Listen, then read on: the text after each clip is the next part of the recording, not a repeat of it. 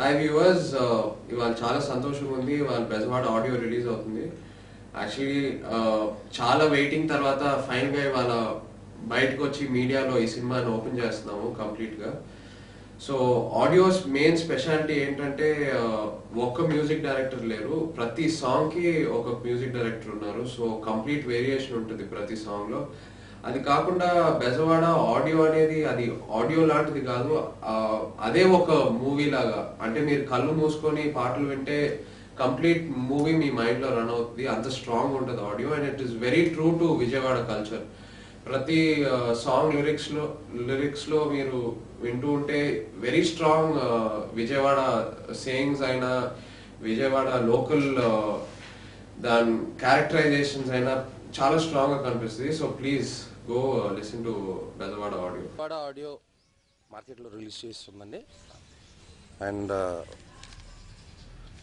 ఇప్పుడు వరకు హెవీగా రెస్పాన్స్ వచ్చింది. సో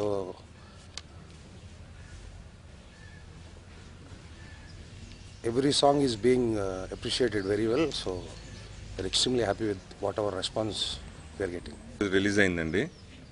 ఒకసారి జనాల దగ్గర వింటున్నంత వరకు అయితే మంచి రెస్పాన్స్ వస్తుంది. Vijayawada is very well connected to Durgamma. So అది దుర్గమ్మ గురించి ఒక స్థుతి కాబట్టి విజయవాడ వైబ్రేషన్కి ఒక సింబల్గా తీసుకోవడం జరిగింది. అది ఐగిరి నందిని అనే సాంగ్. మ్యూజిక్ డైరెక్టర్స్ వచ్చి అమర్ మొయిలే, విక్రమ్ నేగి, బప్పి టూటిల్, ఎల్ఎం ప్రేమ్ అండ్ ప్రదీప్ కోనేర్ అండి. వీళ్ళు 5 మంది మ్యూజిక్ చేశారు. లేదండి, ఒక్కొక్క సిచ్యుయేషన్ ఒక్కొక్కరికి ఇవ్వడం జరిగింది. And we try to extract the best song available వాళ్ళ దగ్గర నుంచి.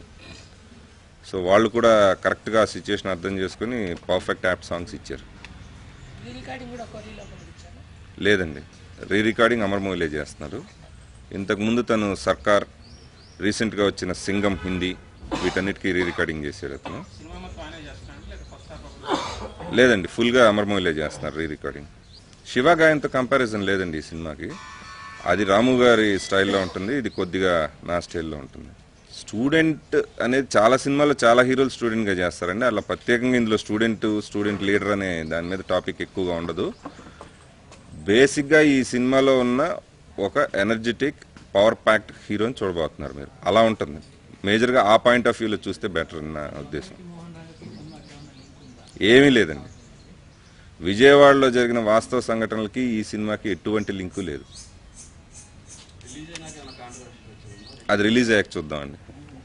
ఎవరికన్నా ఏమన్నా దాంట్లో అభిప్రాయ భేదాలు అనిపిస్తే అప్పుడు వాళ్ళ ఆల్రెడీ విజయవాడలో దాదాపుగా అందరినీ కలవడం జరిగింది, నేను వాళ్ళతో మాట్లాడడం జరిగింది. సో నాకు తెలిసి వాళ్ళకి అలాంటి డౌట్స్ ఏమి ఉండవని అనుకుంటున్నాను. బెజవాడ రౌడీలని ముందు చెప్పి మళ్ళీ రౌడీలు తీసేసి అంటే ఏంటి రీజన్ తీసేయడానికి? దాని మీద రాము గారు ఆల్రెడీ క్లారిఫికేషన్ ఇచ్చారు. ఆయన ఫ్రెండ్ రాజగోపాల్ గారి రిక్వెస్ట్ మీద ఆ టైటిల్ తీసేస్తే బెటర్ అని ఆయన అడగడం, దానికి రాము గారు ఒప్పుకోవడం. ఈ సినిమా నిర్మాతగా ఆయనకి చేంజెస్ చేసే హక్కు ఉంది కాబట్టి ఆయన తీసుకున్న నిర్ణయం ప్రకారం రౌడీలు అనేది తీసేయడం జరిగింది. టైటిల్ బెజవాడ పవర్ఫుల్గా ఉందా, బెజవాడ రౌడీలు పవర్ఫుల్గా ఉంది అనేది జనం డెసిషన్ తీసుకుంటారండి.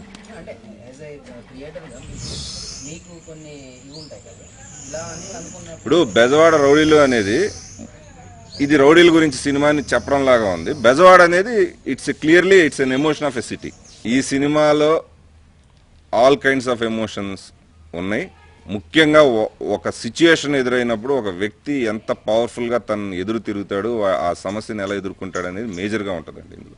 యాక్చువల్గా నాగార్జున గారితో నేను ఎప్పుడు పని చేయలేదు, రాము గారు పని చేస్తున్నారు కాబట్టి బహుశా ఆయన అలాంటి అభిప్రాయం చెప్పి ఉండొచ్చు.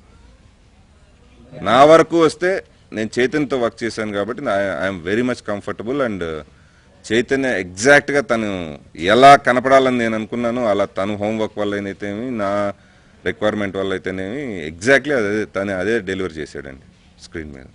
యాక్చువల్గా వర్మ గారు అనే ఆయన ఈ సినిమాకి ఎక్స్క్లూజివ్గా నిర్మాత మాత్రమే.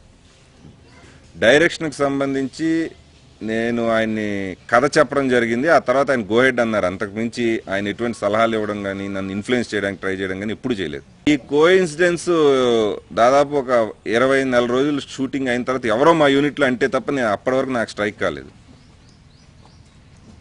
నాతో మా అసిస్టెంట్స్ ఎవరో అన్నారు, ఏమండి అప్పుడు ఇప్పుడు అమలా పోలండి ఓరి అని. నేను ఆశ్చర్యపోయానే తప్ప నేను ఇప్పుడు ఆ ఇన్ఫ్లుయెన్స్ అయితే పెట్టుకోలేదు.